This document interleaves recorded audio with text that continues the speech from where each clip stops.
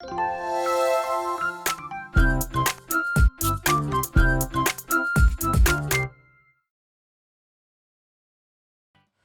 잠시 후 행복한 아침에서는 생활 속 법률 상식, 그 법이 알고 싶다 준비되어 있고요. 네, 그리고 세대 공감 토크, 라떼는 말이야 이어집니다. 그리운 향수의 이야기, 그 추억을 불러일으켜 보겠습니다. 저희는 잠시 후에 다시 돌아올게요.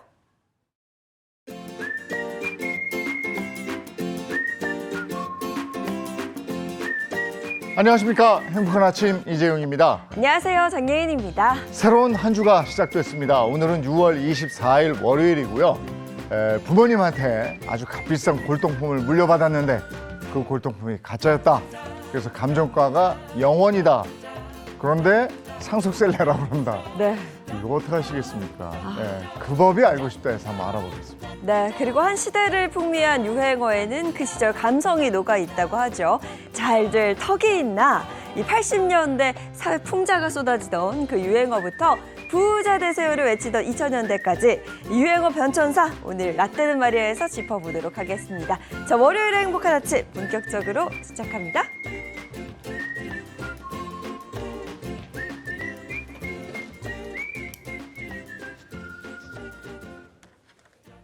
화제 이슈를 발빠르게 전해드리는 모닝 브리핑부터 시작하겠습니다. 허주연 변호사와 함께합니다. 어서 오세요. 안녕하세요. 네, 첫 번째 이슈부터 전해주시죠. 네, 첫 번째 이슈입니다. 지난 2019년 28나이로 갑작스럽게 세상을 등진 고 구하라 씨. 구 씨가 사망한 이후에 이 구 씨의 자택에 누군가 침입해서 금고를 털어간 사실이 알려졌는데요. 지난 22일 이 금고를 훔쳐간 용의자의 몽타주가 공개되면서 다시 한번 화제가 되고 있습니다. 용의자를 특정하지 못해서 미궁에 빠지나 했는데 드디어 실마리가 좀 잡혔군요. 자세히 좀 전해주세요. 그렇습니다. 고 구하라 씨의 이른바 금고털이 사건은 2020년 1월 14일 밤 12시쯤 발생을 했습니다. 누군가 이 서울 청담동에 위치한 구하라 씨 자택에 침범해서 고인의 휴대전화가 보관된 개인 금고를 훔쳐서 달아난 건데요. 뒤늦게 금고 도난 사실을 안 유족은 경찰에 신고를 했지만 이 수사 실마리를 찾지 못해서 사건을 공소시효 만료 전까지 잠정적으로 종결하는 미제 편철 결정이 났습니다. 그런데 약 4년이 넘는 시간이 흐른 뒤인 최근 BBC 뉴스코리아의 다큐멘터리로 과거 구하라 씨가 경찰과 버닝썬의 유착 의혹을 밝히는데 숨은 조력자 역할을 했다는 사실이 알려지면서 이 금고 도난 사건 역시도 재조명됐는데요. 지금 보시는 것이 현장 CCTV 화면입니다. 이 CCTV를 지난 22일 한 시사 프로그램에서 사건을 재조명하면서 화질을 개선하고 전문가 자문을 통해서 범인의 모습을 특정해 나가면서 좁혀나간 겁니다. 금고 도난 사건 용의자의 몽타주를 제작하기에까지 이르렀습니다. 복원된 영상을 통해서 이제 몽타주를 제작할 수 있었던 건데 이 몽타주의 특징은 어떤 게 있습니까? 이 시사 프로그램에서 공개한 몽타주에 따르면요. 범인은 갸름한 얼굴형과 오똑한 코를 가진 이 170cm 후반의 키를 가진 건장한 체격의 남성으로 추정이 됩니다. 또 왼쪽 귀에 귀걸이를 착용한 모습이 포착이 됐고요. 나이는 20대 후반에서 30대 초중반 정도일 것으로 추정이 되는데요. 또 안경도 착용을 했습니다. 지금 왼쪽에 보이는, 지금 저 화면에 보이는 것이 이제 특정한 몽타주의 모습인데요. 이 안경 착용한 모습 보이시죠? 안경이 근시 교정용 오목렌즈일 가능성도 제기가 됐습니다. 또 용의자의 신분도 면식범일 수도 있지만 또는 면식범이 아닌 누군가에게 범행을 사주받은 청부업자 혹은 심부름센터 인물일 가능성도 있다는 의혹도 이 방송에서 제기를 했습니다. 네, 이게 미제로 마무리될 뻔했는데 4년 만에 이제 몽타주가 나왔어요. 네. 이 몽타주를 계기로 해서 이 수사가 좀 급물살을 타서 범인을 잡을 수 있었으면 그럼 여러 가지 것들이 또 확인될 수도 있을 것 네. 같은데 알겠습니다. 다음 이슈 전해주시죠. 일도 구직 활동도 하지 않고 그냥 쉬었다라고 응답한 15세에서 29세 청년이 지난달 무려 40만 명에 육박한 것으로 집계가 됐습니다. 이 수치는요, 코로나19가 한창이던 2020년 이후로 두 번째 많은 수치인 것으로 보입니다. 이 코로나 팬데믹일 때는 일자리가 줄어서 충분히 그럴 수 있겠다라는 생각이 드는데 지금은 그런 비상 상황은 아니거든요. 왜 이런 결과가 나왔을까요? 일단 지난달 통계청 최근 통계청 발표에 따르면 지난달 쉬었음이라고 응답한 청년이 1년 전보다 13,000명 늘어난 39만 8천 명으로 집계가 됐는데요. 쉬었음 청년이라고 하는 것은 이 중대한 질병이나 장애는 없지만 뚜렷한 이유 없이 경제활동은 하지 않는 이들인데 다니던 직장의 근무 환경이 마음에 들지 않아서 그만두고 잠시 쉬는 경우 등에 해당됩니다. 또 전체 청년 인구에서 쉬었음 청년이 차지하는 비중이요. 1년 만에 4.6%에서 4.9%로 껑충 뛴 것으로 나타났습니다. 이 팬데믹을 거치면서 청년 고용 시장의 활기가 저하됐고 그러면서 그게 이제 지금까지 쭉 이어져 온 모양인데 이 정부가 이를 위해서 새로운 방안을 내놓은 게 있다고요? 그렇습니다. 정부가 지난해 11월 쉬었음 청년의 이 노동시장 유입을 위해서 청년 노동시장 유입 촉진 방안을 발표한 것도 바로 이런 배경 때문인데요. 그 방안에는 청년층 노동시장 유입 촉진 방안이라고 이름이 붙여졌는데 네. 청년 인턴 확충, 국가기술자격시험 응시료 지원, 또 쉬었음 청년 집단 심리 상담 등의 내용이 담겨 있습니다. 한편 전문가들은 이 쉬었음 청년이 다시 증가하는 이유로 최근 고금리에 따른 투자 위축의 영향으로 청년들이 원하는 양질의 일자리가 줄어들었고 이런 상황이 결국에는 청년들의 구직 의욕 상실로 이어지는 것 같다 이렇게 분석을 내놓고 있습니다. 우리가 그냥 쉬는 청년 이렇게 얘기를 했는데 쉰다는 건 뭔가 열심히 한 다음에 쉬는 거잖아요. 네. 근데 그게 아니란 말이에요, 지금. 그런 청년이 40만이나 된다. 이런 얘기인데 청년들의 구직 의욕을 붙돋을 수 있는 양질의 일자리가 좀 많이 생겨야 될 텐데 참 걱정입니다. 다음 이슈 전해주시죠. 네, 국내 이동통신 시장의 약 20%를 차지하고 있는 이동통신 재판매 서비스 알뜰폰에 대해서 다들 많이 알고 계시죠? 올가을쯤부터는요, 보다 저렴해진 알뜰폰 요금제를 여러분들께서 이용하실 수 있을 걸로 예상됩니다. 고물가 때문에 통신비 지출을 좀 줄이려는 사람들에게는 희소식이 될 텐데요. 자세히 좀 전해주세요. 네, 알뜰폰은 이 광고비 등이 포함된 통신 3사 요금제와 다르게 훨씬 저렴한 가격대를 형성하고 있다는 것이 특징이자 장점입니다. 가격 측면에서 고객의 선호도가 높은 그런 상황인데요. 정부가 오는 8월 알뜰폰 사업자의 이동통신 3사에 대한 망사용 비용인 도매대가의 인하를 추진하고 있다는 소식입니다.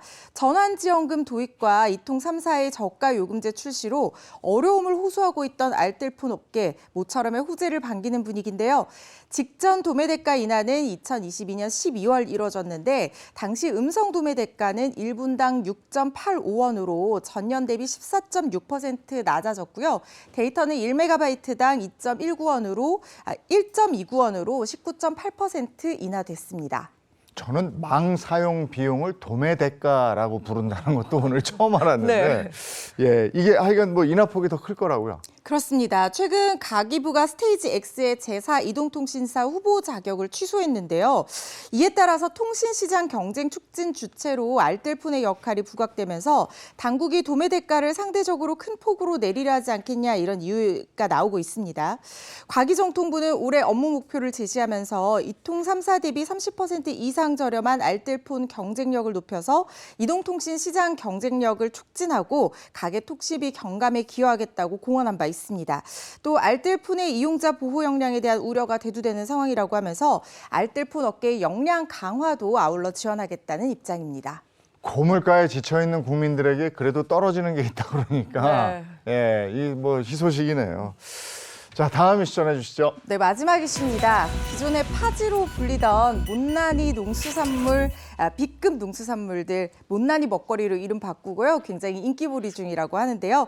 최근 물가가 치솟고 있잖아요. 상대적으로 저렴한 물가에 맛있는 농수산물 먹을 수 있어서 이 못난이 농수산품을 다루는 시장이 인기가 많아지고 활성화되고 있다고 합니다. 네, 사실 어떻게 생겼는지는 중요하지 않습니다. 맛이 더 중요하지 않을까 싶은데 게다가 가격도 좀 저렴하고요. 그러니까요. 저도 이 파지라고 불리는 명란 자주 사 먹거든요. 이 못난이 제품들이라고 하는 것은요. 외관상에는 흠집이 있지만 일반 제품 가격보다 30-40% 이상 저렴하게 판매되는 것이 특징입니다. 특히 흠집이 난 못난이 사과 같은 경우에는요. 보조개 사과라는 아주 예쁜 이름으로 새롭게 인기를 끌고 있어요. 이 보조개 사과는 한 홈쇼핑 방송에서 2018년 처음 선보였는데 이후로 매출이 2021년 85억, 다음 해에 92억, 2023년 무려 161억 원으로 매년 꾸준히 늘고 있습니다. 못난이 과일에 이어서 아까 제가 말씀드린 못난이 수산물도 있긴데요. 막이 터지거나 모양이 일정치 않은 못난이 명란, 작년 모바일 라이브 커머스에서요 무려 1억 2천만 원어치 이상 팔렸다고 하고요. 올해도 인기가 좋습니다. TV 홈쇼핑을 위해서 TV 홈쇼핑에서 무려 25억 원 이상어치가 팔렸다고 합니다. 태풍 오고 나면 우리 왜 낙과 사주고 뭐 이러는 거 있었잖아요. 네. 근데 이제 초고물가 시대에 우리 소비자들이 실속 있는 소비를 선택했다 이렇게 봐야 되겠네요. 네. 맛은 이상이 없으니까. 그죠? 맛있으면 되죠, 네. 뭐. 네. 허지연 변호사와 함께했습니다. 고맙습니다. 고맙습니다. 자, 지난 주말에는 뭐 전국적으로 비가 내렸다 그치기를 반복했습니다. 이번 주는 어떨까요? 마지연 기상캐스터 나와주세요. 네, 상암동입니다. 새벽까지 세찬 비가 내렸습니다. 수도권은 아침에 모두 그치겠고요. 그 밖에 전국은 오후까지 이어지겠습니다. 오늘 예상 강수량은 5에서 30mm 정도입니다. 특히 남부에는 시간당 10에서 20mm가 내리겠고요. 돌풍과 벼락을 동반하며 요란하게 오겠습니다. 비구름 뒤로는 때 아닌 황사가 유입됩니다. 오늘 서쪽을 중심으로 대기질이 탁하겠는데요. 황사비 가능성도 있어서 조심하셔야겠습니다. 비가 오면서 불볕더위는 주춤합니다. 오늘은 대부분 30도를 밑돌 텐데요. 서울은 28도, 대구 31도 예상됩니다. 내일은 반짝 맑은 하늘 볼 수 있겠지만 수요일에는 다시 정체전선이 북상합니다. 이번 주 중에는 남부에, 주말에는 전국에 비가 오겠습니다. 주 중반부터는 다시 30도를 웃돌며 덥겠습니다. 이번 주 대체로 습한 날씨가 이어질 텐데요. 습도가 체감온도를 올리면서 후텁지근하겠습니다. 날씨였습니다.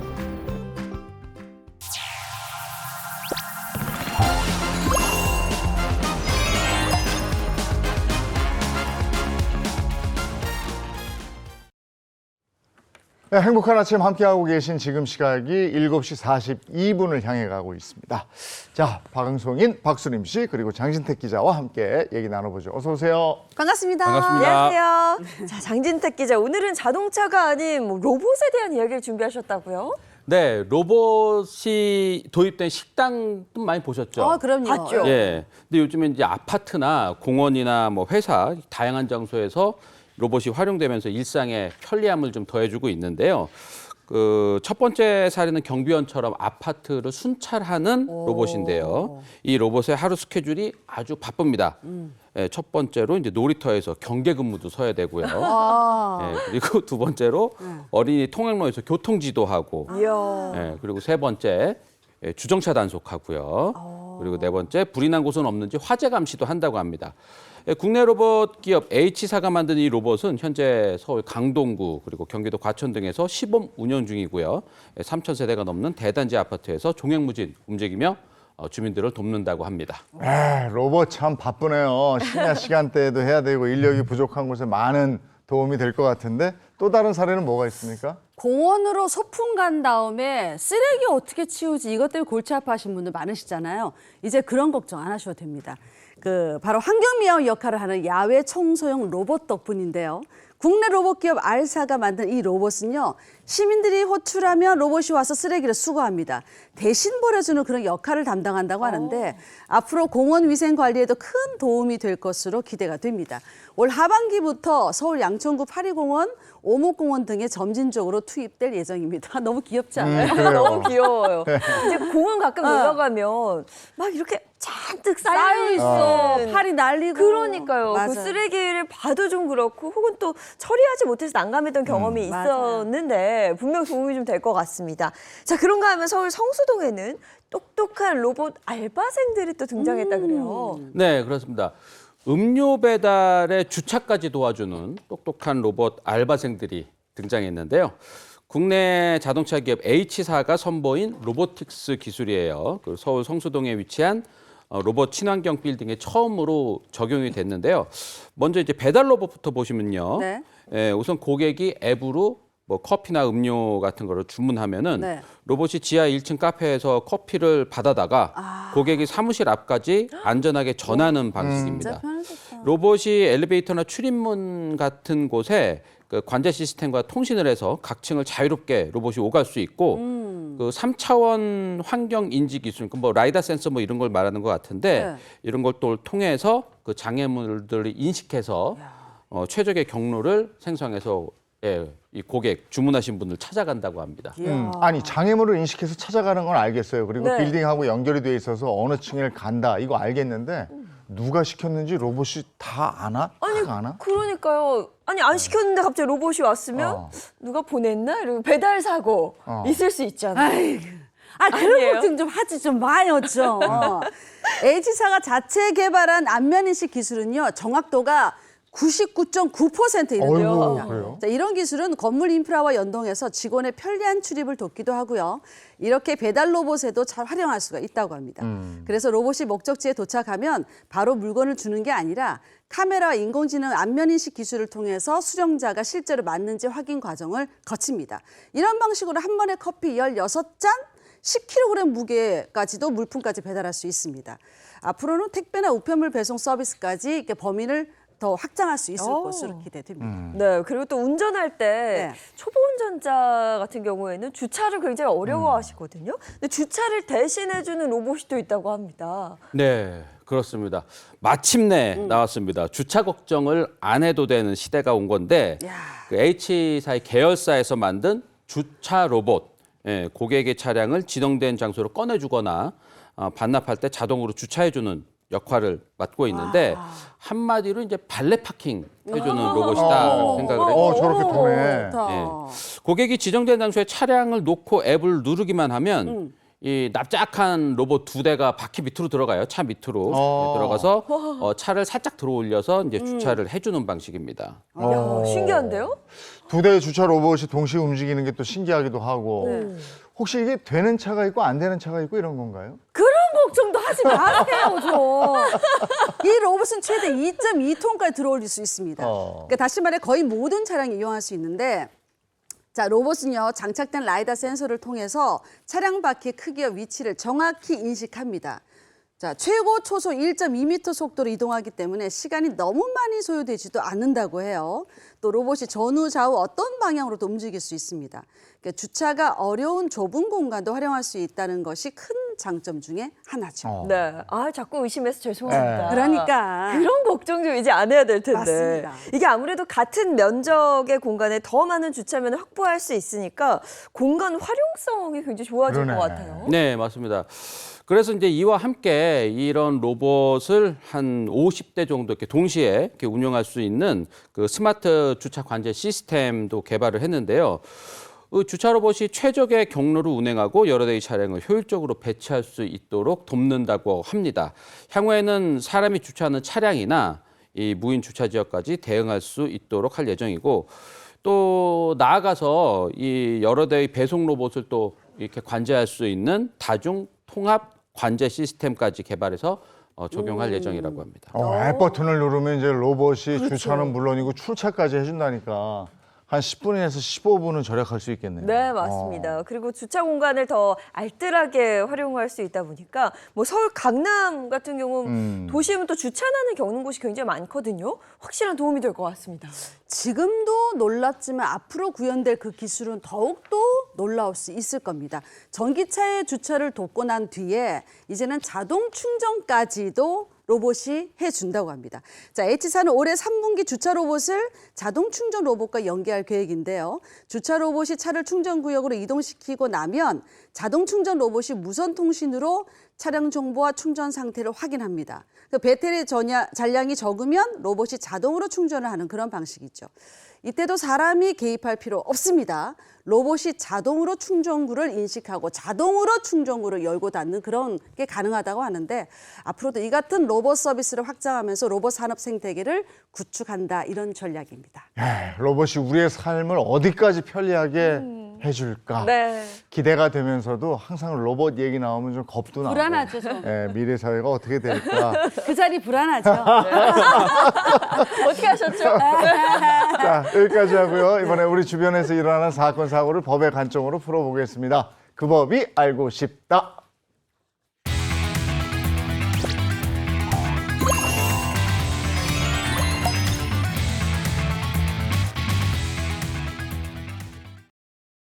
월요일에 반가운 얼굴을 한 분 더 모십니다. 고민 해결사 이호선 상담심리 전문가입니다. 어서 오세요. 안녕하세요. 반갑습니다. 네, 반갑습니다. 그리고 법률 해결사 강성신 변호사, 허주연 변호사 함께합니다. 반갑습니다. 반갑습니다. 첫 번째 주제부터 바로 볼까요? 네, 집에 뭐 오래된 문서나 뭐 골동품 같은 거 더 있으시죠, 다들? 예. 그렇다면 이러한 상황은 정말 상상하기도 싫은 상황이 있을 텐데 집안의 가보라고 물려받은 이 유품 도자기가 가짜였다. 입니다. 이해를 돕기 위해서 사연을 꽁트로 재구성했는데요. 함께 보시죠. 아버지께서는 돌아가시기 전 저에게 아주 귀한 도자기 하나를 물려주셨습니다. 조선시대에 만든 걸작이라면서요. 저는 이 도자기의 가치를 알아보기 위해서 골동품을 감정하는 TV 프로그램에 가지고 나갔습니다. 네, 시청자 여러분 안녕하십니까. 세월 속에 묻혀있던 명품을 만나는 시간 TV쇼 진기명기. 오늘 의뢰인을 만나보겠습니다. 어서 오세요. 네, 안녕하세요. 서울에 사는 박수린입니다. 이게 저희 집 가본데요. 감정가를 알아보려고 합니다. 아, 이 도자기군요. 네. 글쎄요. 겉으로 봐선 그냥 평범한 도자기 같은데. 보는 눈이 정말 없으시군요. 이건 조선시대에 만들어진 국보급 유물입니다. 저희 부친께서 예전에 5억을 주셨으니까 예상 감정가는 소박하게 한 10억 생각합니다. 10억이요? 네. 예, 의뢰인의 말대로라면 네. 정말 역대급 진품이 탄생하는 순간인데요. 그럼 자세한 감정가를 들어보도록 하겠습니다. 전문가께서 확인해 주시죠. 자, 어디 보자. 자, 어디 보자. 아, 이 패턴, 이 깊이감, 아, 이 무게감. 이거 나왔네. 자, 이거 나왔어. 이거 감정 나왔어. 두두두두두두두두두두두두두두두두두두두. 얼마? 궁금해. 예. 올라가고 있습니다. 10억, 제발 10억. 10? 예? 이게 뭡니까? 10억이 아니고 10원. 아, 이게 가품이란 얘기죠. 아니 가품이라는 게 무슨 소리예요? 저희 아버지께서 계약서까지 쓰시고 사셨단 말이에요. 무슨 소리예요 이거? 아이고, 아버님께서 사기를 당하셨습니다. 이거 바닥에 안 보이십니까? 메이드 인 차이나. 어머, 메이드 인 차이나. 메이드 인 차이나. 이거 10원도 이거 많이 쳐드린 거예요. 이거 원래 5원 드릴까 하다가 10원. 어떻게 세상에 괜히 TV 나와서 정적으로 망신 다 당했어. 이거 어떡하면 좋아 진짜. 집안의 가보라고 믿었던 도자기가 가짜, 소위 말하는 짝퉁이었다니 황당하기 짝이 없습니다. 예전에 아버지께 도자기를 판 사람을 다시 찾아가서 돈을 돌려달라고 하고 싶은데 어떻게 방법이 없을까요? 네. 와, 이런 경우 좀 야. 있었어요. 충격 받을 수 있죠. 물려받은 유품인데 가짜예요. 아이고, 이게 충격이 컸을 텐데 구체적으로 어떻게 된 사연입니까? 네, 사업가 아버지를 둔 아들 A 씨의 사연인데요. 아버지는 값비싼 미술품이나 뭐 골동품 같은 거 이런 것들 수집하는 취미가 있었다고 하는데 그 중에서 특히나 아끼던 도자기가 있었다고 합니다. 어느 날 아버지는 아들을 불러서 이 다른 수집품들도 훌륭하지만 이 도자기는 조선시대 때 만든 걸작이란다. 내가 거액을 주고 매매 계약서까지 썼으니까 조심해서 간직해야 돼라고 이렇게 당부를 했는데 그러나 시간이 지나서 아버지가 돌아가신 후에 예상치 못한 문제가 생긴 거죠. 바로 애장품 도자기가 가품으로 판명된 겁니다. 아니 매매 계약서까지 쓴 조선시대 걸작이라고 했던 거잖아요. 이게 아니었던 거예요? 네, 그렇습니다. 이 도자기는 20세기 말 그리고 21세기 초 정도 이때 만들어진 가짜였고요. 그리고 조선시대는커녕 길어야 한 30년 정도 전에 제작됐다는 믿을 수 없는 아이고. 결과가 나왔습니다. 30년이요? 네.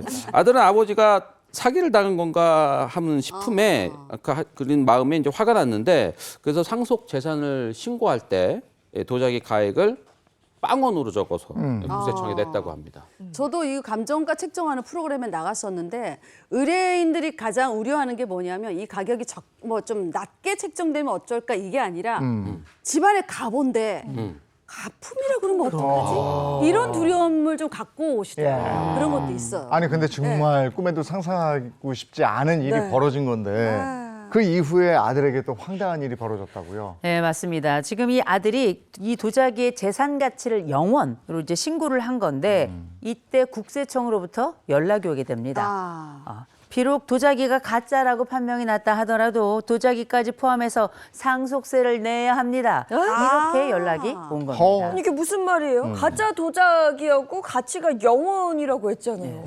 일단 국세청 주장은 이렇습니다.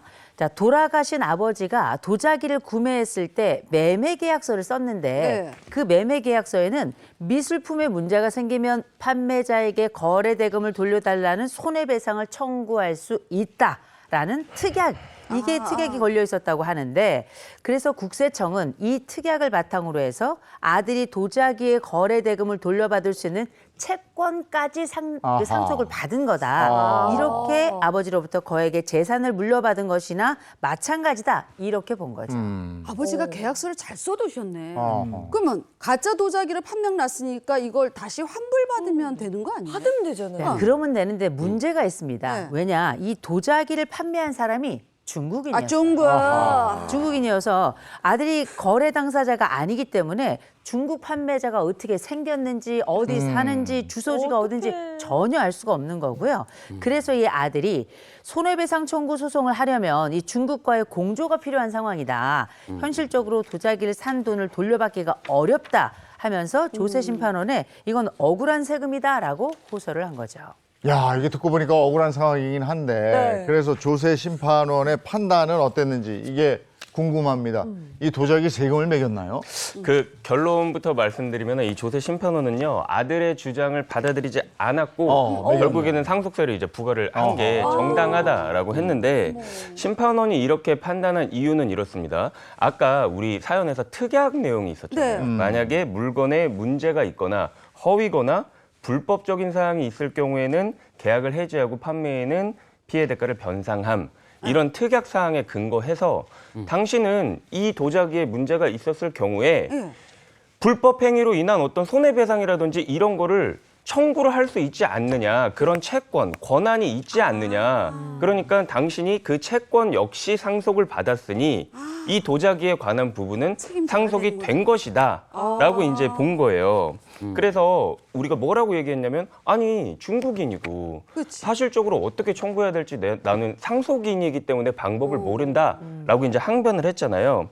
근데 일단은 당신이 상속세에 대한 부분은 부과를 하고 나중에 소송을 통해서 그 중국인한테 소구를 할 수 있는 길은 여전히 열려 있기 때문에 네, 항변은 그런 항변을 받아들여지지 않은 거예요. 이게 좀 네. 그렇다. 그러니까요. 저도 처음에는 아버지가 매매 계약서를 잘 써두셨다 이렇게 생각을 했는데 다시 생각해 보니까 매매 계약서만 없었어도 그렇지. 일이 이렇게까지는 안 됐을 것 같다는 생각이 좀 들어요. 그 매매 계약서 자체라기보다는 그 안에 특약 부분에 좀 심판원에서 집중을 했던 것 같아요.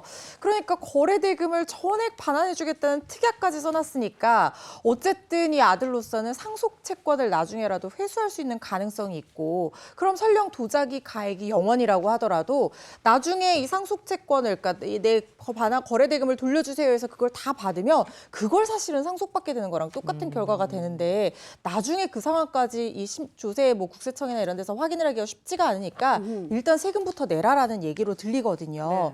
그게 만약에 이런 특약이 없었다고 하면 골동품 물려받았는데 감정을 공인된 감정인한테 받아봤더니 가액이 0원이더라 이렇게 0원 써서 감정 수료가치 내도 사실은 무방하거든요. 그리고 물려받을 채권 자체의 존재가 없다라고 하면 결국에는 이 조세심판원이나 국세청에서도 아들한테 상속세를 내야 될 의무가 있다고 판단하기는 쉽지 않았겠죠. 그렇기 때문에 이 특약이 문제가 될 여지가 있을지언정 계약서 자체를 무조건 쓰지 않는 게 유리하다 이렇게 보기는 좀 어렵습니다. 왜냐하면 일단 계약서를 써놔야지 나중에 혹시 문제가 발생을 했을 때 손해배상도 받을 수 있고 대금도 돌려받을 수 있고 이런 가능성이나 증거 자료들을 확보해 놓는 그런 가능성이 높아지는 거잖아요. 다만 이 사건 같이 문제가 생겼을 때 실제로 돌려받을 수 있는 사람인지 그 사람 중국의 주소가 어딘지 계약서 쓸 때 주소 같은 거 써야 되는데 안 쓰셨던 것 같아요. 그래서 그런 것들을 좀 정확하게 확인을 하고 계약서 자체부터 일단 꼼꼼하게 쓰시고 물건 사면 바로 감정 받으시는 게 좋을 것 같습니다. 그러면 아들이 도자기를 확 깨버리고 도자기 없어요. 그러니까 뭐 세금 안 낼래. 이러면 되는 거 그냥 아닙니까? 깨버린다고 다 그 도자기를. 깨버리고. 어차피 네. 영원이니까. 그렇지. 일단은 그 반환하는 부분은 조금 변론으로 하고서 우리가 이렇게 생각할 수 있어요. 그 특약사항에서 보면은 속여서 판매한 것에 대한 손해배상 청구를 할 수 있었음에도 불구하고 아무런 주장조차 하지 않았다라는 게 사실 문제가 되는 거거든요. 이게 판례에 따르면요, 이 상속 재산인 금전 채권이 현재 회수가 불가능하거나 네. 우리 같은 경우에 이제 그럴 수 있죠. 중국인이고 뭐 하니까. 네. 그리고 회수 가능성을 의심할 만한 중대한 사유가 발생해서 이 가액을 평가하는 게 현저하게 불합리할 경우에는 다른 합리적 방식에 의해서 평가를 해야 된다라고 되어 있어요. 판례는 그렇게 설치를 하고 있는데 이 사건에서는 제가 봤을 때는 이 청구인들이 이건 위작이다라고 해서 가치를 0으로 산정을 했음에도 불구하고 가치가 0이었으면 예를 들어서 그 중국인한테 소송을 하려고 하는 그런 액션이라도 취했으면은 그렇죠. 조금 달라졌을 수도 있어요. 네, 매매 대금을 회수하기 위한 최소한의 노력도 하지 않았다라는 거예요. 그래서 회수가 불가능하다라는 사유가 있다고 보기 어렵다라고 조세 심판원에서는 결론을 내렸고 그러니까는 이러한 사정에 비추어 봤을 때 어떤 다른 합리적 방식에 의한 평가 역시 없지 않느냐, 당신들이 제기한. 맞아. 그리고 이게 위작인지 아닌지조차 조금 의심스럽다라는 이제 부분이거든요. 그래서 이러한 상황에서는 사실상 그 법원을 통해서 내가 손해배상 청구를 했었다라는 어떤 증빙 같은 거 있어서 다른 합리적 사유로 계산을 해야 된다라는 주장을 만약에 했었으면 조금 결과가 달라지지 않았을까 이런 생각도 해봅니다. 네.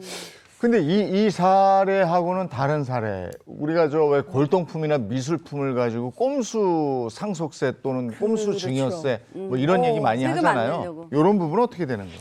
근데 미술품을 증여한다고 해서 무조건 뭐 상속세나 증여세를 피할 수 있다고 생각하시면 오산입니다. 근데 이제 문제가 뭐냐면 미술품이라는 게 시가 산정이 좀 어렵잖아요. 맞아. 이게 뭐 1,000만 원짜리인지 억인지 이거를 우리가 봐서는 잘 모릅니다. 그래서 2명 이상의 전문가가 감정한 이 가액의 평균액을 시가로 보고 세금을 매기게 되거든요. 그런데 문제는 이 감정평가액이 들쭉날쭉할 수가 있다는 거예요. 그래서 이거를 교묘하게 악용해서 탈세 수단으로 악용하는 사람들이 있어서 문제인 거예요. 전문가가 내린 감정 가액이라고 하더라도 많게는 10배씩 차이 나는 사례도 있고요. 또 심하면 몇백억 원씩 차이가 나는 경우도 종종 있다 보니까 시가를 적게 평가한다고 하면 세금을 줄일 수가 있게 되는 거잖아요. 그래서 자기 입맛에 맞는 감정기관에 가서 감정인한테 의뢰를 해서 시가를 적게 평가해서 세금을 줄이는 이런 식으로 회피하는 수단으로 쓰는 사람들이 있었던 거예요. 그래서 정부가 어떻게 했냐? 올해부터는요, 미술품을 상속하고 증여할 때 2명 이상의 전문가가 아니라요, 2곳 이상의 전문 감정 기관에서 평가를 받도록 했어요. 왜냐하면 한 업체에서 2명의 전문가를 선정하면 각자 다른 의견을 내놓기가 쉽지가 않잖아요. 맞아요. 그래서 아예 기관 자체를 분리해서 2곳 이상의 기관에서 평가를 받도록 했고요. 이렇게 엄격한 감정 기준이 점점 더 생기고 있는 추세인 만큼 이걸 탈세 수단으로 악용하는 일은 없어야 될 것 같습니다. 예, 골동품이나 미술품 상속하실 때 이런 것도 좀 알고 상속하시면 좋을 것 같고요. 다음 주제로 가겠습니다. 네, 부부 사이에도 이 말 못할 비밀이 있기 마련인데 그런데 이 아내로서는 도무지 이해할 수 없는 비밀을 숨긴 남편이 있다고 합니다. 두 번째 주제는요. 속일 게 따로 있지 아내에게 시어머니를 숨긴 남편입니다. 어떻게 된 일인지 꽁트로 만나보시죠. 결혼 5년 차에 접어든 저는 남편에 대해서 모르는 게 없다고 자부했습니다. 그러던 어느 날 신우이와 남편이 제가 모르는 비밀 이야기를 나누고 있는 게 아니겠어요? 그것도 웬 여자에 대한 얘기를 말입니다. 재용아, 오늘은 내가 네 누나야. 근데 재용아, 너 그 올케한테 그 여자 얘기 아직까지 숨기는 거 아니지? 그거 지금까지 숨기는 건 곤란할 텐데. 아, 누나 알잖아. 그 와이프가 그 여자에 대해서 알면 어떡하겠어. 나를 아주 잡아먹으려고 그럴 거야. 그냥 우리끼리만 아는 비밀로 하자. 뭐 비밀? 아니 묻긴 뭘 묻어? 나 다 들었거든. 뭐 숨겨둔 여자가 있어. 뭐야? 뭐야? 아니 올케 그거 오해야. 그거 그런 여자 아니야. 그런 여자 아니야. 아니 그런 여자 아니야. 아니야. 형님 정말 너무하시네요. 아니 어떻게 시댁 식구들이 한 통속으로 절 속일 수가 있어요? 아니 저기 야 에라 나 모르겠다. 야 재용아 네가 알아서 해라. 나 몰라. 아유, 여보 나 진정하고. 아유, 그 여자는 말이야. 당신 시어머니 되는 사람이야. 시어머니? 당신 어머니 10년 전에 돌아가셨잖아. 아니, 아버지가 재혼을 하셔서 호적상 새어머니 되시는 분이 있어. 근데 아버지하고 싸우고 가출하셔서 지금 생사도 몰라. 전혀 뭐 신경 안 써도 돼. 아유 그래 올케 그 걱정하지 마. 그 무늬만 시어머니였지. 올케한테 영향 가는 건 조금도 없어. 그러니까 걱정하지 마. 아니 그래도 그렇지. 아 이걸 그냥 넘어가도 되는 건가? 아 시댁 식구들한테 또 속는 거 아니야? 모르겠어 정말. 결혼 생활 내내 저에게 시어머니를 숨겨온 남편. 호적상으로만 그럴 뿐 크게 걱정할 일은 없을 거라는데 영 꺼림칙합니다. 설마 얼굴도 모르는 시어머니 때문에 제가 난처해질 일이 생길 수 있을까요? 아하, 이걸 속이고 그래, 5년을 살았어요. 왜 속였지, 이걸? 예, 구체적으로 어떻게 된 일입니까? 네, 시아버지가 돌아가신 후 이 뜻밖의 사실을 알게 된 며느리의 사연인데요. 그동안 시댁 식구들이 쉬쉬했던 새 어머니, 그러니까 새 시어머니의 존재를 알게 된 것인데 사별후 홀로 사신 줄 알았던 이 시아버지는 알고 보니까 6년 전에 재혼을 했는데 네. 그 새 시어머니가 1년 뒤 그 시아버지의 돈을 가지고 가출을 하면서 그 후로는 생사도 모른 채 산다는 이야기였습니다. 아니 근데 아무리 그래도 아내에게까지 이 사실을 비밀로 그러게. 해야 하던 이유가 있었을까요? 네, 아내도 대체 그 왜 그랬냐라고 묻자 이 남편은 이미 이게 뭐 5년 전 일인데다가 이게 좀 부끄러운 일이잖아요. 집안일이다 부끄러워. 예, 그래서 이제 어차피 호적상에만 이름이 네. 올라가 있기 때문에 그 큰 문제가 되는 게 좀 아니지 않느냐. 그래서 오히려 대수롭지 않게 생각을 했다고 하는데요. 예, 그런데 문제는 이 다음에 발생합니다. 이 시아버지가 돌아가신 후에 자녀들이 보험금을 청구하려고 했는데 이 호적상 배우자로 남아있는 새 시어머니가 네. 예, 상속 지분을 60%, 예, 자녀들이 나머지 40%를 나눠 가져야 된다라는 얘기를 들은 거죠.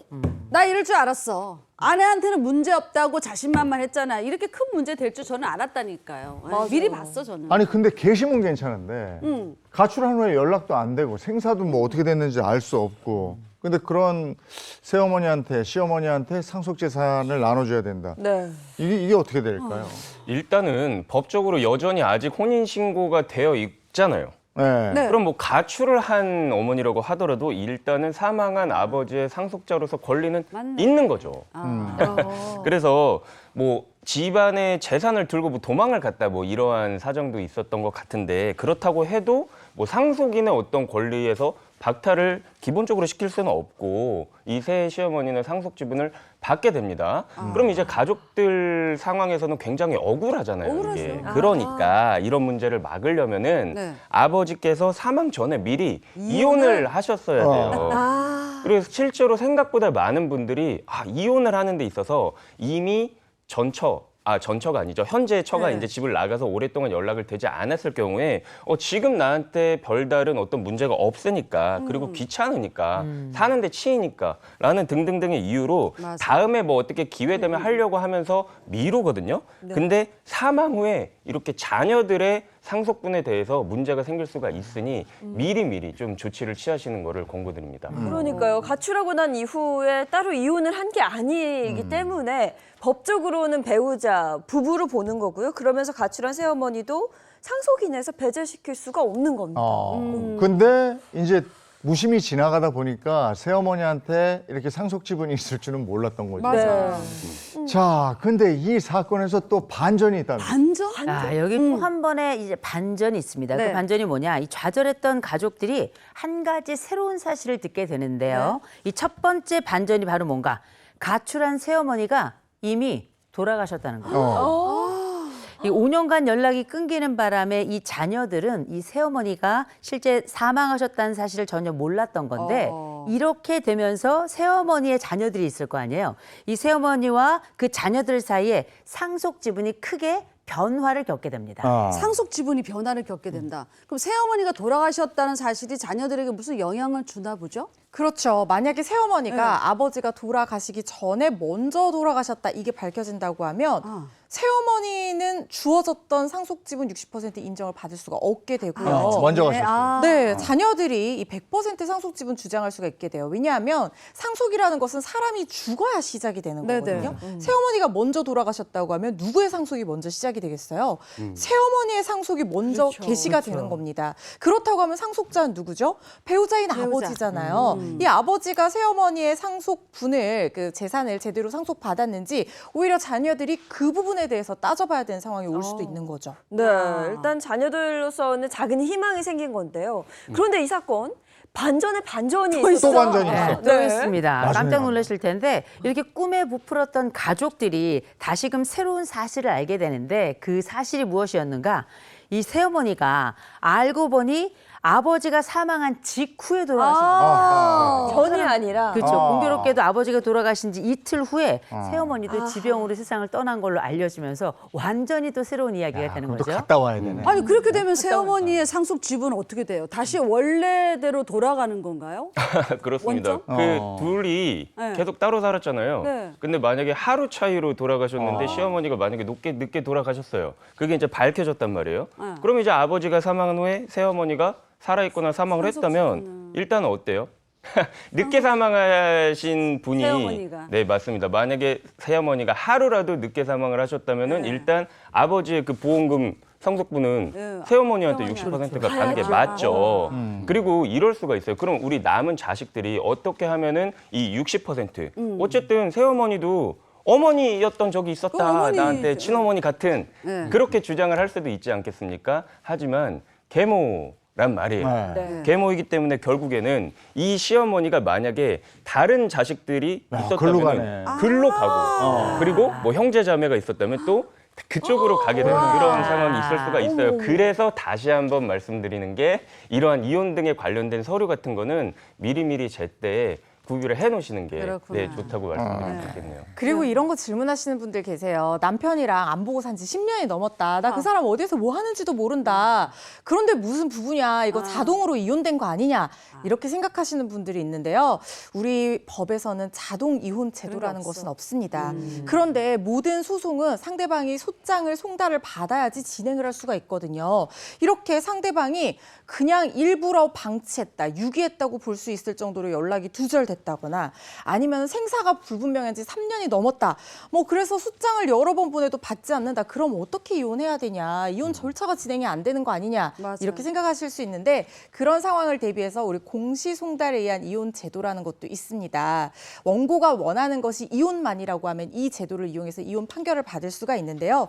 상대방이 주소나 근무 장소 아무것도 몰라서 소장 자체를 전할 수가 없을 때 이 송달 사유를 법원 게시판에 이 게시를 하거나 아니면 관보, 공보, 신문에 게재를 하거나 요즘에는 전자통신 매체를 이용해서 이 공시하는 방법들을 통해서 상대방이 언제라도 열람할 수 있게 그걸 열람했다고 보고 일정 기간이 지나면 송달받았다고 간주를 하는 거예요.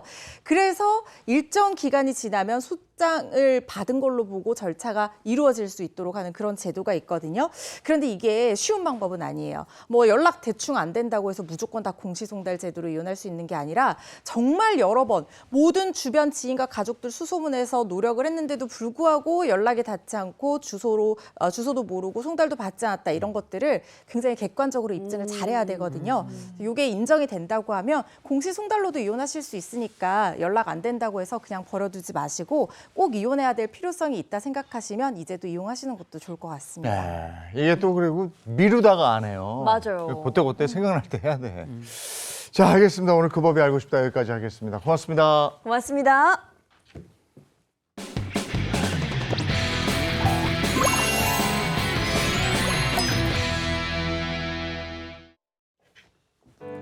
라떼는 말이야. 이번 주제는요. 잘들 턱이 있나? 시대를 풍미한 유행어의 추억입니다. 여러분 모두 부자 되세요.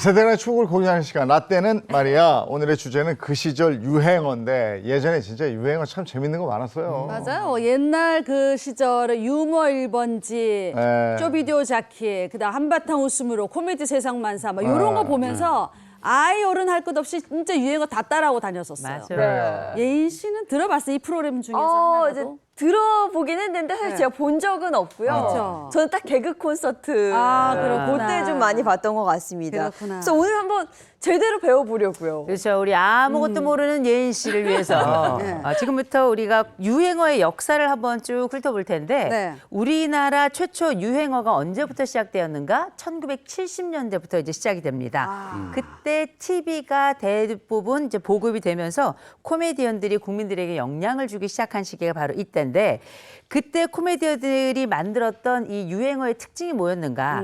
무슨 뜻인지 모르겠으나 일단 리듬감이 있어요. 멜로디. 멜로디를 맞아. 또 따라할 만합니다. 그래서 우리가 많이 알고 있었던 얘기 중에 하나가 뭐가 있는가? 코미디언의 아버지 같은 분이죠. 고 서영춘 선생님께서 하셨던 이야기인데 네. 제가 첫 마디 딱 시작하면 아실 겁니다. 네. 김, 수완무, 거북이와 두루미, 삼천갑자, 동방사, 칙칙하고 쌀쌀이 센다, 워리워리 서프리카, 허리케인에 담벼락 이게 막 들어가요. 야. 근데 이게 무려 72자라고 하는 역대 가장 긴 유행어를 남기면서 우리에게 맞아요. 아주 인상적으로 남아있죠. 예, 저도 이거 기억나죠? 기억이 납니다. 그럼요, 이게 그럼요. 예. 요 72자, 요 72자 요거를 다 외우는 사람들이 그 반에서도 보면 한 10명 정도밖에 안 됐었는데 이게 이 장수를 이렇게 오래 뜻하는 살게 거죠. 하기 이렇게 위한. 오래 살게 하기 맞아요. 위한 거. 그야말로 래퍼의 원조죠. 아. 인천 앞바다의 사이 꽃부 없이는 못 먹. 이런 거 하셨단 말이에요. 이게 이제 5대 독자 집안인데 이 5대 독자를 장수하게 할 수 있는 이름이 없겠냐. 그렇죠. 그래서 무속인을 찾아가죠.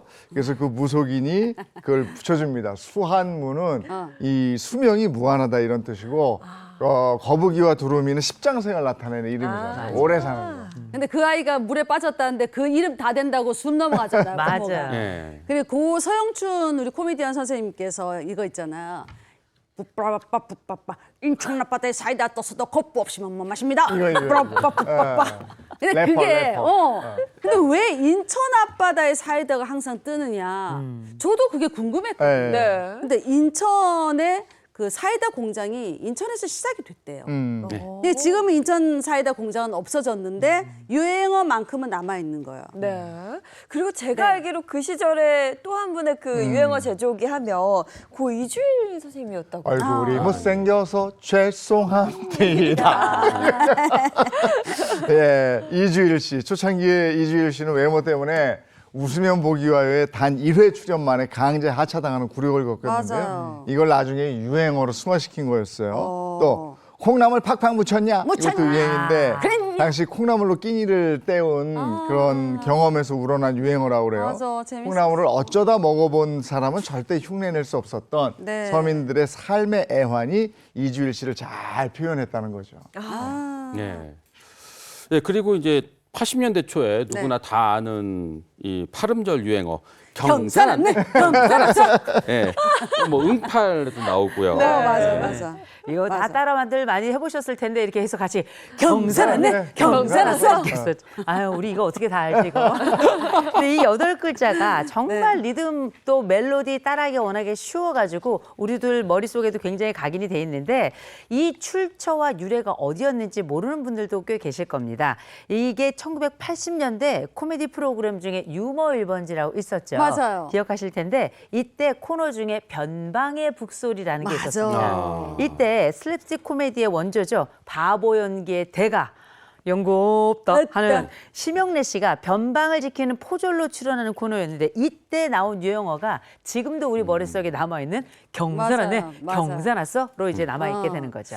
근데 이 유행어랑 비슷한 멜로디가 또 있어요. 유머 1번지 물장수라는 거기 코너에서 어이 장 사장 아이 박 사장 반갑구만 반가워요.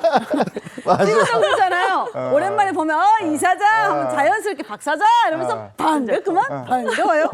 아니, 두 분 방송 전에 연습하신 거예요? 어떻게 잘 맞아요? 아니 연습도 안 해도 재밌었어요. 그냥 나오는 거예요. 바로 나오는 거예요. 자동으로 나오는 겁니다. 와, 그렇게 80년대 중반으로 들어서면서 이 코미디계 정말 빼놓을 수 없는 콤비, 이제 콤비뿐만 아니라 풍자 개그가 정치 풍자. 그렇죠, 등장하게 됩니다. 당시 한국 최초의 시사 코미디 코너가 또 탄생했죠. 정치, 경제, 사회 문제를 소재로 담은 유머 1번지의 간판 코너예요. 회장님, 우리 회장님. 아. 80년대 중반 시청자의 큰 사랑을 받았었는데 당시 가장 인기였던 그 유행어가 바로 이겁니다. 화면으로 보시죠. 아니 우리가 우리 거를 사랑하지 않으면 누가 우리 걸 사랑해주나? 어? 이러니까 우리 이 국산품 애용이 잘 될 턱이 있나? 잘 될 턱이 있나? 잘 될 턱이. 저 때 왜 많이 턱 쳤어. 가지고 그랬는지 다 알잖아. 알죠. 맞아. 우리가 왜 턱 가지고 그랬는지 다 아는 거 다 그 이유 아시죠? 바로 그때 당시 전두환 대통령 영분이었던 이순자 여사에 대한 일련의 풍자였는데 80년대 중반이라 그래도 사실 그때 나는 새도 떨어뜨린다는 군사정권 시절이었잖아요. 맞아. 엄청 뭐 대단한 시절이었는데 그때 이런 걸 할 수 있었다는 게 얼마나 큰 용기였는지 다시 한번 돌이켜보게 되고 그리고 이게 정치인뿐만 아니라 그때 무슨 일이 있었냐면 저가 천안만 아니면 잘나야 하는데 맞아. 이런 유행어를 통해 가지고 재벌들이 가지고 있던 가족 승계 그렇지. 이 부분에 대한 비판을 하기도 했었죠. 그리고 또 김영곤 회장이 양옆을 지키는 아부의 쌍벽이 있었잖아요. 네. 김학래 씨, 엄영수 씨가 네. 저는 회장님의 영원한 종입니다. 딸랑딸랑 뭐 이러고 또 회장님의 영원한 MLA 땡뭐 이러면서 양쪽에서 서로 막 사랑받으려고 했던 거 그것도 기억이 나네요. 지금도 아부하는 걸 가지고 우리가 딸랑거린다고 얘기를 맞아. 하는데 국어사전에 등재된 정식 명칭은 아니고요. 이게 뜻이 이게 아니고 당시에 하인을 뜻하는 종이 있고 타악기 뜻하는 종, 학교 종이 땡땡 치는 종이 종이 있잖아요. 있고, 예. 그게 동음 이어를 이용해서 만든 언어 유희인데 아예 새로운 언어를 탄생시켜서 지금도 딸랑딸랑. 예. 아부를 뜻하는 뭐 딸랑거리다라는 맞아, 표현이 무려 40년 전 그 유행어에서 출발했다는 게 놀랍습니다. 예. 네, 그리고 당시 그 시사 개그의 그 전성기를 이끌었던 코미디언 고 김용곤 씨도 이 사회 풍자 개그를 많이 하셨어요. 하는 게 이게 쉽지만은 않았다 이렇게 회고를 하고 있는데 당시 군사 정권의 압력으로 1987년 4월 이 코너가 중단될 뻔하는 위기를 맞기도 했었다라고 얘기합니다.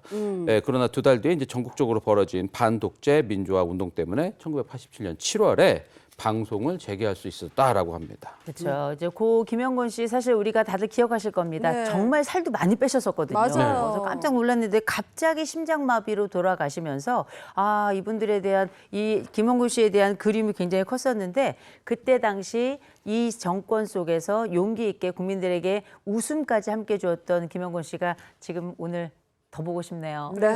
공포의 삼겹살이었는데. 진짜 대단한 거예요. 네. 80년대에 이걸 한 거 아니에요? 그렇죠. 그럼요. 80년대 잘 될 턱인 이거는 엄청난 용기죠. 이건 대단합니다. 지금도 이렇게 못할 걸. 망했지 않나요? 네, 대단한 용기라는 네. 말이 정말 맞는 것 같습니다. 공영방송에서. 그리고 또 놀라운 게요. 이런 사회풍자 개그의 빗장이 풀리게 된 그 계기가 개그맨 최병서 씨의 영향이 좀 컸다고 합니다. 그렇죠. 예전에는 대통령을 희화하면 범죄라고 했었어요. 그리고 코미디언들이 뭐 정치 풍자, 뭐 시사 개그를 하는 건 꿈도 못 꿨었거든요. 근데 코미디언 최병서 선배님이 87년 6월 항쟁 후에 당시 우연히 방송국을 방문했던 이 노태우 전 대통령을 만났대요. 당시 누군가가 나서서 여기 최병서라는 개그맨이 있는데 각 당 후보들 성대모사 잘합니다. 이렇게 추천한 거예요. 그러니까 최병서 씨가 나 이 사람 보통 사람입니다. 믿어주세요.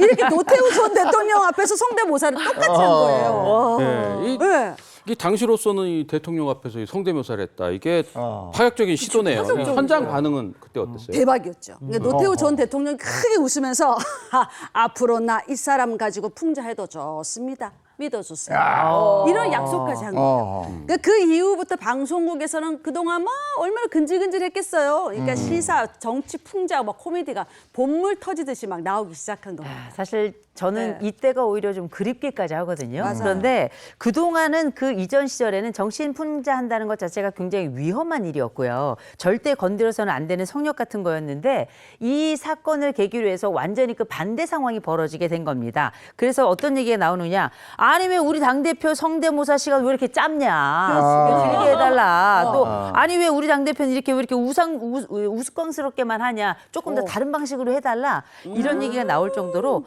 매일같이 방송국 홍보실에 이런 전화가 막 쇄도했다 그래요. 특별한 시기였죠. 네, 이때부터 블랙 코미디가 본격적으로 떠오르면서 절대 건드릴 수 없었던 그런 소재들이 웃음의 소재가 되곤 했었습니다. 대표적으로 어떤 게 있었나요? 90년대 초반에는 또 최양락 씨하고 김학래 콤비가 유행시킨 농촌의 일상 코미디가 있었는데 그 어수룩한 말투에 다 들어있었어요. 괜찮아요? 괜찮아요. 코너가 그랬고 또 긍정, 낙관 이런 태도로 웃음을 유발시켰는데 엉뚱한 얘기도 하죠. 최양락 씨가 아이고 경희 할아버지는 뭐 일본 친일파 나카무라의 부하였잖요. 이러면서 아픈 곳을 막 찌르는, 아무렇지도 않게. 그러니까 그도 그럴 것이 그 전에는 뭐 친일파 이런 이야기 이 과거사를 가지고 풍자를 한다든지 아니면 조롱의 대상으로 삼는다든지 이런 경우가 거의 없었는데 1980년대 후반 또 90년대 초반 들어가면서 블랙 코미디가 대거 등장하고 이때 다들 배꼽 잡고 웃긴 한데 뒤에 약간 뭔가 씁쓸한 뭔가 여운을 남기는 이런 것들이 있었는데 어쩌면 이런 것들이 사회의 부조리까지 고발하면서 일종의 사회적 쾌감을 만들어낸 게 아닌가 싶습니다. 네. 그리고 뭐 이때 뭐 군대도 대단했었잖아요. 그래서 군대를 소재로 한 블랙 코미디도 우리나라에서만 볼 수 있는 그런 특징 중에 하나였는데 유머 1번지의 동작 그만. 이게 이 군대 코미디의 또 시작이었죠. 아우 남자들 많이 봤어요. 당시만 해도 대중문화에서 군대를 소재로 한다는 거는 이거는 굉장한 거였었는데 1987년 6월에 민주항쟁 이후에 불붙은 민주화 열기와 6.29 민주화 선언에 힘입어서 군대를 소재로 한 첫 번째 코너가 탄생하게 됩니다. 자, 동작 그만해서 김만국 선배님, 이상훈 선배님, 김진호 선배님, 뭐 이경래 선배님 정말 많은 코미디언들이 탄생이 됐는데 당시 83년에서 92년까지 방영한 유머 1번지의 그 명성을 잇기 위해서 코미디 1번지라는 프로그램이 등장을 해요. 그러니까 유머 1번지의 동작 그만이라는 코너를 좀 부활시켜서 X세대 신동작 그만이라는 코너를 만들기도 했습니다. 저도 이 코너에 출연을 여러 번 했었어요. 했었죠? 신인이었었으니까. 저희 제작진이 가만히 있지 않았습니다. 20대 풋풋한 수민 씨의 영상을 그 등장시에 저희가 입수했는데요. 자, 함께 보시죠. 궁금하다. 저 수영 씨 나왔어요. 실례지만 수영 씨랑 어떤 사이세요? 애인인데요? 저도 수영 씨 면회해 왔거든요. 사기꾼. 진작에 알았으니 풋풋하다. 뭐? 머릿결이 비단결 같아? 뭐? 눈이 맑고 초롱초롱해? 양다리 걸친 거죠? 아하. 아가씨, 제 맘입니다. 야 김수영, 너 나한테 연락. 야.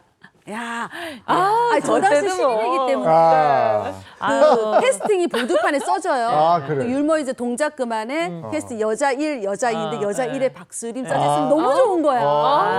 그렇지, 기회를 잡았네. 이때 박수림을 모른다는 건 있을 수도 없는 일이고 있어서도 안 되는 일이에요. 제 유행어인데? 박수림 씨의 유행어잖아요. 옛날 코미디 시절 생각나네요. 그 시절 생각나고 거 보니까 막 소리도 막 캬 하고 지르시는 게 사실 안 보고 싶어요. 그 얼굴 옛날 얼굴 안 보고 싶어요. 자, 그리고 개그가 이제 사회 풍자만 되는 건 아니었습니다. 90년대가 되면서 개인기 전성시대가 또 열리게 되죠. 김정열 씨 대단했죠. 송구리 당당 숭당당. 수고수고 당당 숭당당. 하체부실 다리춤을 더해서 아주 폭발적인 인기를 누렸고 초등학생들 장기자랑 가면 전부 이거 하고 했어요. 개다리 친 거죠. 근데 이 숭구리 당당 숭당당 수구수구 당당 숭당당 이게 5만 원짜리입니다. 어? 예? 이게 딱 5만 원짜리. 이게 무슨 왜냐면 그때 당시 개그맨의 우리 지금도 많이들 알고 계시죠? 주병진 씨가 주병진 그때 선배님. 이제 코너를 할 때 할 주문, 이제 주문처럼 쓸 거를 하나 생각해 와라. 이런 얘기를 했더니 그때 당시 김정열 씨가 동료 개그맨이었던 조정현 씨한테 5만 원을 주고 원래는 이게 조정현 씨 거였던 거예요. 5만 원을 주고서 이 숭두리당당 이 유행어를 구입을 했는데 요거 하나로 이분이 나중에 빌딩까지 샀다는 야. 거예요. 이야, 5만 원 주고 구입한. 그리고 이때 네. 또 개그맨 황기순 씨. 아. 네, 황기순 씨 척 보면 보면 M입니다. M이다요. 이거. 예. 똑같은데요? 예, 척 보면 M입니다. M이다. 이거. 예. 당시 점쟁이 역할을 맡은 황기순 씨가 이제 PD한테 척 보면 압니다라는 대사 한 줄만 이렇게 받게 됐는데 이 담당 PD가 요거를 좀 더 과장해서 좀 입꼬리를 이렇게 올려가지고 이렇게 해서 이제 조언을 해줬다고 해요. 그래서 근데 그게 이제 그 유행어 맛을 살리면서 이게 인기를 끌기 시작을 한 거죠. 네, 또 그리고 90년대에는 콘텐츠가 이제 폭발적으로 늘어나면서 뭐 CF, 예능 그리고 드라마에서도 유행어가 탄생하기 시작합니다. 주말 버라이어티 쇼였는데 그때 쇼 2000이었나? 그래서 쇼이천이에요. 이덕화 씨가 사회자였는데 맞아, 쇼이천. 부탁해요. 좋아요. 그때요. 예, 그 걸걸한 목소리로 이 게스트를 소개할 때 꼭 손동작까지 해가면서 부탁해요. 1980년대를 상징하는 멘트 중에 하나다 해도 손색이 없을 거예요. 이거는. 네. 참 여기저기 써먹기 좋은 그런 유행어였던 것 같아요. 엄마 거기 테이블에 있는 리모컨 좀 부탁해. 그렇죠. 라면 좀 부탁해.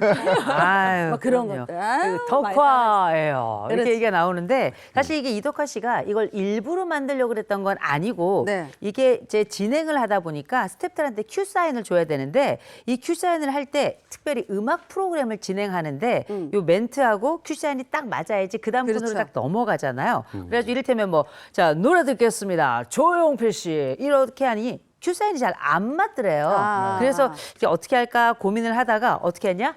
부탁해요. 그러면서 음악이 쫙 이게 나오는. 나오면서 나중에 이게 재미 느끼면서 어떻게 보여줘요. 이렇게 다시 넘어가게 된 거죠.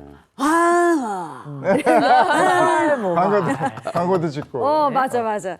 그리고 드라마에서도 유행어가 탄생이 됐잖아요. 당시 1989년에 사랑의 굴레라는 그 주말 연속극에서 히스테리를 한 그 여자 역할 맡은 고두심 씨의 잘났어 정말. 맞아. 이거. 네. 이 유행어 아주 큰 인기를 누렸었어요. 잘났어 정말 부부싸움 할 때 많이 했잖아요. 잘났어 정말.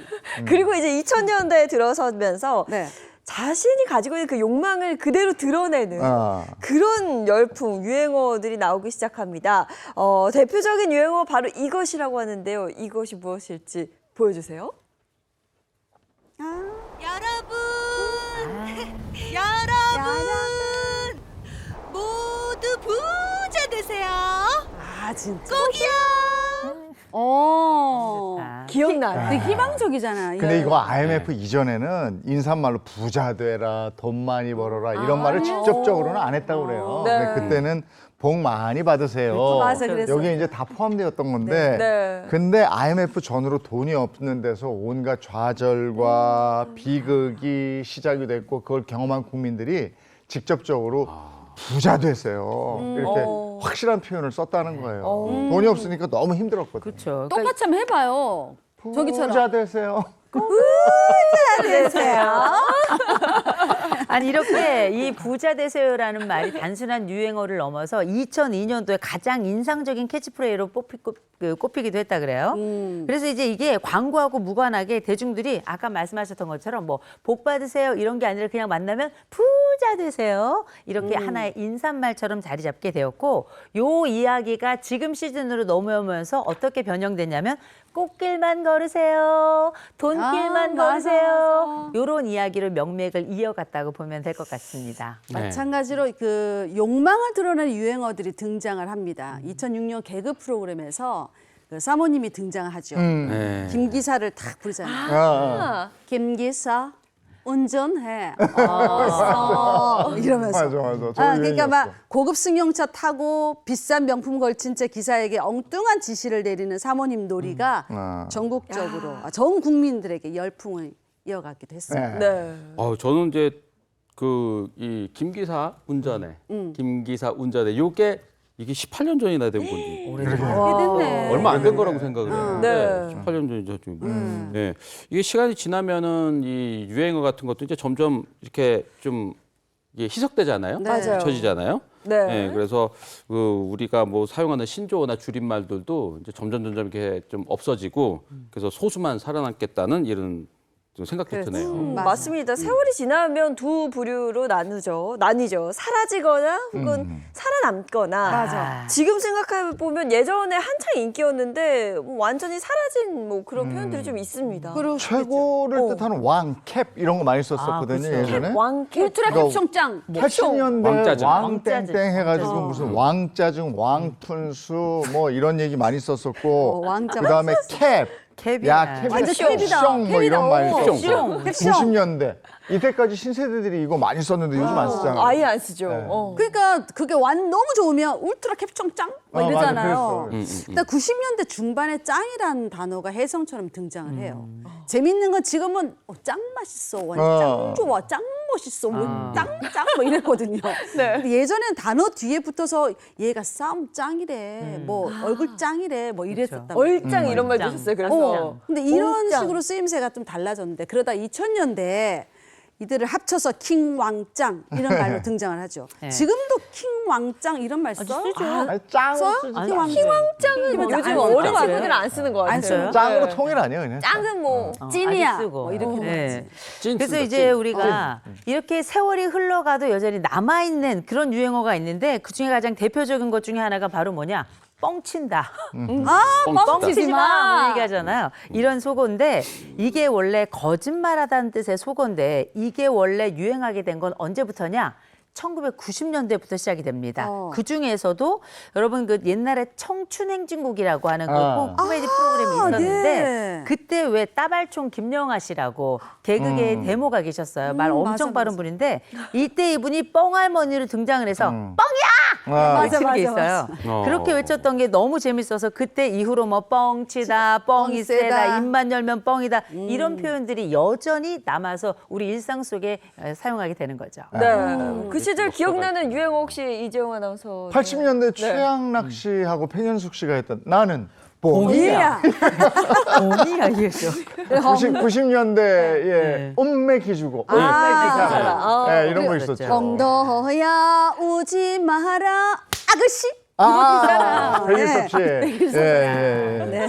그리고 제일 짧은 유행어 있었잖아요. 최고라니 시리즈도 있었는데. 파 시리즈도 나왔었어. 네. 근데 이건 저작권료가 없죠. 개그맨들이 하는 이런 유행어는 저작권료가 없는 것 같아. 그럼요. 그죠? 길거리에서 그냥 누구나 어디서 집 안에서 하고 뭐 어디서 없는 데서 안 보이는 데서 하니까. 근데 그 이게 유행을 바탕으로 이제 CF를 찍을 수 그렇죠, 있어요. 그렇죠. 네. 작곡하고 이러면은 사후 70년인데 저작권료. 유행어는 네. 없다는 게 좀. 네. 그렇군요. 그럼 내일부터 저 출연 안 합니다. 내일부터 출연 저 안 왜 합니다. 지구를 떠나려고? 뻥이야! 야, 이거 오늘 또 유행어에 대해서 또 이렇게 알아보니까 재밌네요. 네, 재밌네요. 고맙습니다. 고맙습니다. 자, 오늘 날씨 이어서 보겠습니다. 마지연 기상캐스터 나와주세요. 네, 상암동입니다. 밤사이 곳곳에 장대비가 내렸습니다. 현재 수도권은 비가 그친 상태고요. 그 밖에 전국은 오후까지 내리겠습니다. 오늘 예상 강수량은 5에서 30mm 정도입니다. 특히 남부에는 시간당 10에서 20mm가 내리겠고요. 돌풍과 벼락을 동반하며 강하게 오겠습니다. 6월에 이례적인 여름 황사가 발생했습니다. 오늘 서쪽을 중심으로 공기질이 탁하겠는데요. 모래먼지가 비에 섞여 내릴 수도 있겠습니다. 오늘은 무더위가 잠시 쉬어갑니다. 대부분 지역이 30도를 밑돌겠고요. 서울은 28도, 대구는 31도가 예상됩니다. 수요일쯤 정체전선이 다시 북상합니다. 주중에는 남부와 제주에 비를 뿌리겠고요. 주말에는 전국으로 비가 확대되겠습니다. 네, 이번 주는 덥고 습한 날씨가 계속됩니다. 습도가 높아서 체감상 후텁지근할 텐데요.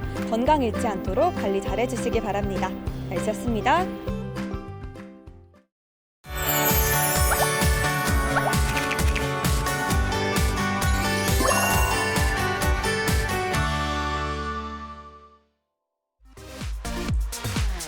국토교통부가 작년 5월부터 추진해온 청주국제공항 활성화 방안 마련 연구 용역을 완료하고 그 결과를 공유하는 최종 보고회를 지난 6월 18일 개최했습니다. 보고회에서는 청주공항이 다양한 기능을 수행하는 멀티펑셔널 공항으로서의 선제적 역할을 정립할 필요가 있다고 제안하며 터미널과 주기장, 주차장 등을 적극 개선하고 민간 전용 활주로의 신설 여부까지 검토할 필요가 있다고 결론 줬는데요. 앞으로 충북도는 활주로 신설 사업이 제7차 공항개발 종합계획에 반영되도록 총력을 다할 예정이라고 밝혔습니다. 장마철이 시작되면서 더운데 비 오고 습도가 높아지니까 후텁지근하죠. 네, 맞습니다. 후텁지근할 때는 아무래도 불쾌지수가 올라가는데요. 서로 짜증내지 마시고 한 주의 시작 기분 좋게 하셨으면 좋겠습니다. 좋은 하루 보내시고요. 저희는 내일 아침 7시 30분에 다시 돌아올게요. 행복한 아침, 행복한 하루 되십시오. 고맙습니다. 고맙습니다.